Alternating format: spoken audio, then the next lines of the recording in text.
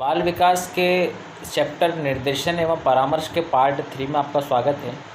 पिछले वीडियो में हमने बात करी थी परामर्श की परिभाषा के बारे में। हम कुछ अन्य परिभाषा भी देखेंगे परामर्श की, जो कि कुछ अन्य मनोवैज्ञानिक है। तो डॉक्टर जुयाल के अनुसार बात करेंगे तो परामर्श एक प्रकार की राय है जो दी जाती है एवं जहाँ व्यक्ति स्वनिर्णय लेने में अक्षम होता है। जब व्यक्ति के सामने ऐसी परिस्थिति आ जाए कि वो स्वयं निर्णय लेने में अक्षम हो जाए तो उस कंडीशन में वो परामर्श लेता है, जिसे हम राय भी कहते हैं। ये डॉक्टर जुयाल के अनुसार परिभाषा थी। उसके बाद हम बात करेंगे मायर्स के अनुसार, जो कि एक मनोवैज्ञानिक थे। तो परामर्श का तात्पर्य है व्यक्तियों के संपर्क में है, इसमें एक को किसी प्रकार की सहायता प्रदान की जाती है। तो हमने परामर्श की परिभाषा दो मनोवैज्ञानिक डॉक्टर जुयाल और मायर्स के अनुसार भी देखी है। जिस प्रकार हमने निर्देशन के प्रकार देखे थे व्यक्तिगत और सामूहिक, उसी प्रकार हम परामर्श के प्रकार भी देखेंगे, टाइप्स ऑफ काउंसलिंग। तो उसमें जो बात करेंगे, हमारा पहला जो प्रकार है वो है निर्देशात्मक परामर्श। हम सीधे समझ रहे हैं निर्देशात्मक मतलब निर्देश देना। तो यह परामर्श आपको बताया था कि परामर्श में दो व्यक्ति होना ज़रूरी है। जो परामर्श लेता है उसे परामर्शग्राही, और जो परामर्श देता है उसे हम बोलते हैं परामर्श दाता। मतलब काउंसलिंग डोनेटर देने वाला और काउंसलिंग रिसेप्टर परामर्श लेने वाला। तो इसमें यह परामर्शदाता केंद्रित होता है, मतलब परामर्शदाता पर सेंटर्ड होता, फोकस होता है। इसमें व्यक्ति से ज़्यादा महत्व समस्या को दिया जाता है। इसमें व्यक्ति विशेष को महत्व नहीं दिया जाता, लेकिन समस्या को किस प्रकार हल किया जाए, उसके लिए कौन सा परामर्श दिया जाए, उस पर फोकस किया जाता है। तो निर्देशात्मक परामर्श जो होता है वो परामर्शदाता द्वारा पूर्व नियोजित प्रक्रिया है। मतलब परामर्शदाता जो परामर्श देता है उसके द्वारा पूर्व नियोजित प्रक्रिया है, जिसके आधार पर वो परामर्श प्रार्थी की समस्या को समझता है। पहले प्रार्थी की समस्या को समझेगा।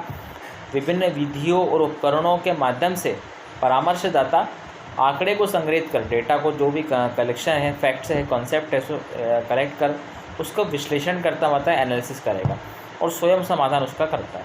मतलब जिस भी व्यक्ति को परामर्श चाहिए उसकी सारी समस्या को सुनेगा, फिर उस समस्या से संबंधित जितने भी डेटा, फैक्ट्स, कॉन्सेप्ट है उनको कलेक्ट करेगा और फिर जो भी विधियाँ हैं उसका विश्लेषण करके और फिर स्वयं उसका समाधान करता है। ये होता है निर्देशात्मक परामर्श। उसके बाद सेकंड हम बात करेंगे अनिर्देशात्मक परामर्श। यह परामर्शग्राही केंद्रित होता है। इसके पहले मैं बात करें निर्देशात्मक जो परामर्श होता है वो परामर्शदाता केंद्रित होता है, लेकिन जो अनिर्देशात्मक परामर्श होता है वो परामर्शग्राही केंद्रित होता है।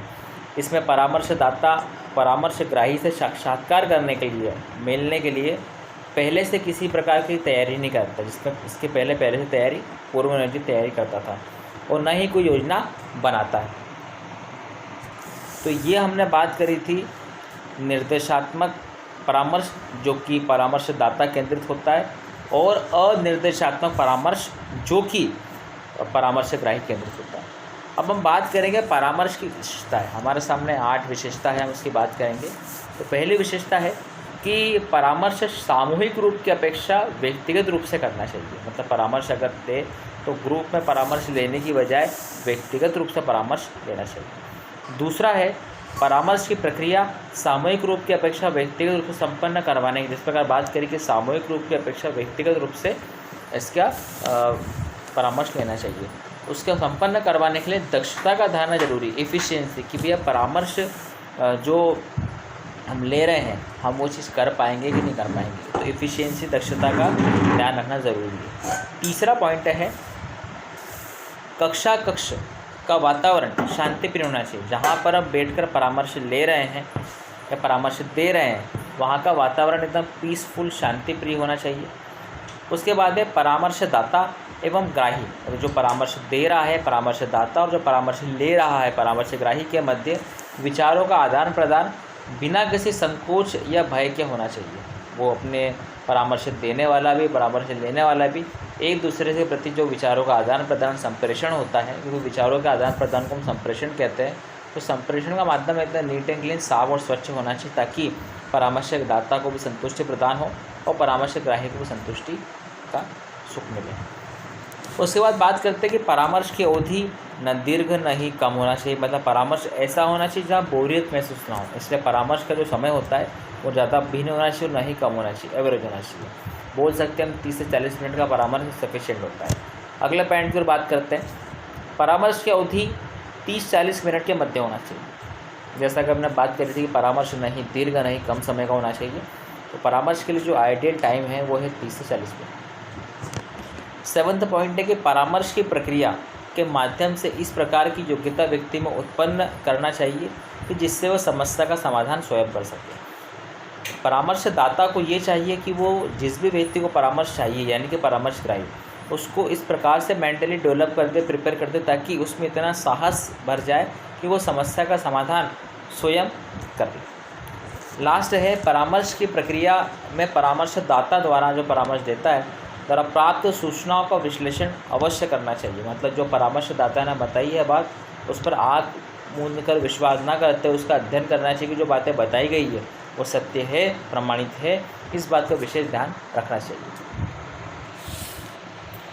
उसके बाद लास्ट में इस चैप्टर में बात करेंगे निर्देशन और परामर्श दोनों के बारे में बात कर ली है, दोनों के प्रकार देख लिए हैं। जहाँ निर्देशन में हमने व्यक्तिगत निर्देशन, सामूहिक निर्देशन की बात करी, गुण और दोष की बात करी।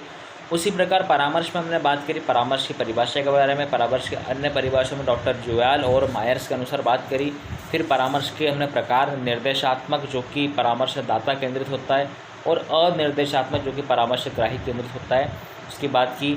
उसके बाद हम बात करेंगे लास्ट में निर्देशन परामर्श के लाभ क्या है, तो उसमें जो 4 पॉइंट हम उसकी बात करेंगे। तो इनके द्वारा शिक्षक और बालिकाओं, इनके द्वारा शिक्षक बालक एवं बालिकाओं की अनुशासनहीनता को नियंत्रित करता है, मतलब अनुशासनहीनता को नियंत्रित करता है निर्देशन परामर्श के अनुसार।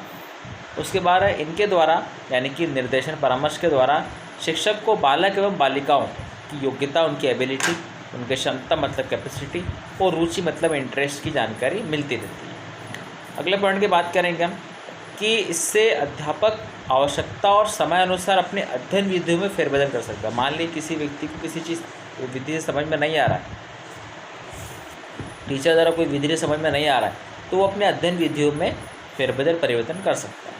और लास्ट पॉइंट है कि शिक्षक को बालक की समस्याओं का प्रत्यक्ष रूप से अध्ययन करने का अवसर मिलता है, पर्सनल अटेंशन देता है। तो इस प्रकार से हमने निर्देशन और परामर्श के 3 पार्ट देखे और तीनों वीडियो आपको दे दिए हैं। जो भी डाउट होने पर आप संपर्क कर सकते हैं। तब तक के लिए धन्यवाद।